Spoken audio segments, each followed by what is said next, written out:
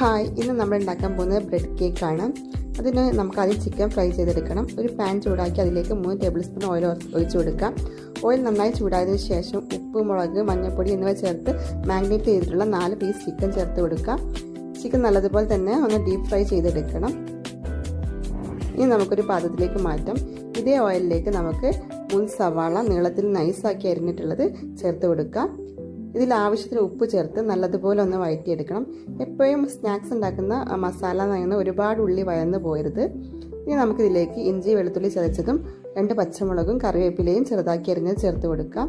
ഇത് നല്ലതുപോലെ ഒന്ന് വഴറ്റിയെടുക്കണം. ഇനി നമുക്കിതിലേക്ക് പൊടികളായിട്ട് മഞ്ഞൾപ്പൊടിയും ഗരം മസാല പൊടിയാണ് ചേർക്കുന്നത്. ബിരിയാണി മസാലയാണ് ചേർക്കുന്നത്, വേറെ പൊടികളൊന്നും ചേർക്കണ്ട.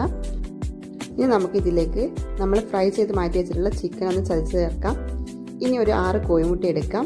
ഇതിലേക്ക് 1/4 കപ്പ് പാല്, ആവശ്യത്തിന് ഉപ്പ്, 1 ടേബിൾ സ്പൂൺ കുരുമുളക് പൊടി, 1 ടേബിൾ സ്പൂൺ പഞ്ചസാര എന്നിവ ചേർത്ത് നല്ലതുപോലെ മിക്സ് ചെയ്തെടുക്കണം.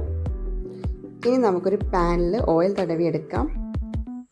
അതിനുശേഷം നമ്മൾ ബ്രെഡ് കോഴിമുട്ട മിക്സ് ചെയ്തിട്ടുള്ള അതിൽ മുക്കിയതിന് ശേഷം നമ്മളുടെ പാനിൽ ഇങ്ങനെ പരത്തി വെച്ച് കൊടുക്കുകയാണ് ചെയ്യേണ്ടത്. നമ്മൾ വീഡിയോയിൽ കാണുന്നത് പോലെ പീസ് ആക്കിയിട്ട് നമ്മൾ ആ പാൻ ഫുള്ളായിട്ട് ഫില്ല് ചെയ്തെടുക്കണം.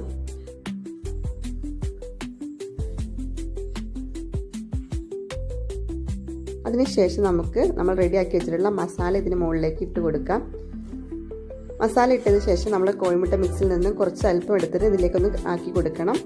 അതിനുശേഷം വീണ്ടും ഇതേ പ്രൊസീജിയർ തന്നെ ചെയ്ത് കൊടുക്കാം. നമ്മൾ ബ്രെഡ് ലെയർ വെക്കാം. ബ്രെഡ് ലെയർ വെച്ചതിന് ശേഷം അതിൻ്റെ മുകളിലായിട്ട് മസാല വെക്കണം. മസാല ആദ്യം വെച്ചതുപോലെയല്ല, നമുക്ക് ബാക്കി വരുന്ന കോഴിമുട്ട മിക്സ് മസാലയിലേക്ക് ഒഴിച്ചതിന് ശേഷം നല്ലതുപോലെ മിക്സ് ചെയ്തെടുക്കണം.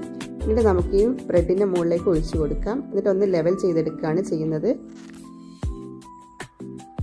ഇനി നമ്മളിത് അടച്ച് വെച്ചിട്ട് ഇതുപോലെ ഒരു പഴയ തട്ട് വെച്ച് പഴയ തട്ടിൻ്റെ മുകളിൽ നമ്മുടെ പാൻ വെച്ച് ഒരു 20 മിനിറ്റ് വേവിച്ചെടുക്കുകയാണ് ചെയ്യുന്നത്.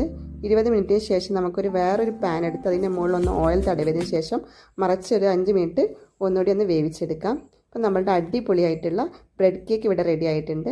എല്ലാവരും ഒന്ന് ട്രൈ ചെയ്ത് നോക്കണേ. നല്ല അടിപൊളി ടേസ്റ്റാണ്.